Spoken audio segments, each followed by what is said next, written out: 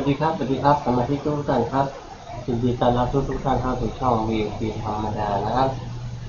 ช่อง VP ธรรมดาก็จะมานำเสนอฮานอย VIP 3นี้นะครับฮานอย VIP ของวันที่3มิถุนายน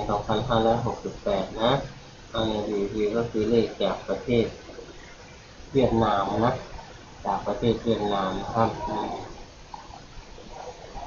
รูปเก่าอย่าลืมมาจากประเทศเวียดนามเด้อฮานอยก็คือเวียดนามนั่นแหละเดี๋ยวหารูปลงให้เดี๋ยวบางคนนึกภาพไม่ออกเวียดนามอยู่ที่ไหนเป็นยังไงเวียดนามนะครับนี่ประเทศเวียดนามครับมีแต่ภูเขากับทะเลครับมาชมตัวเลขกันเลยนะเกิดออนไปนะครับเกิดออนไปนะ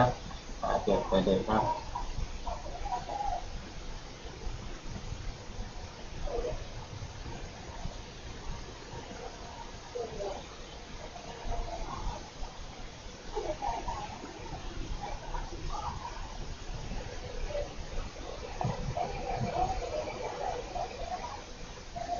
เกิดไปนะครับ2 3นะครับ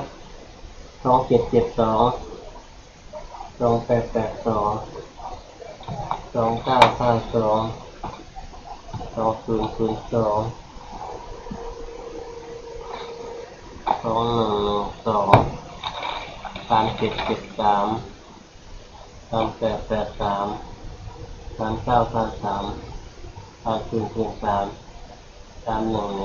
นะครับ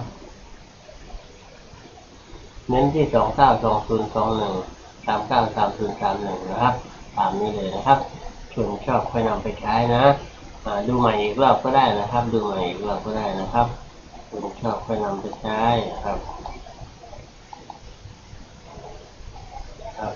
ออกเวลา1 ทุ่มนะฮานอย VP นะครับโชคดีครับสวัสดีครับ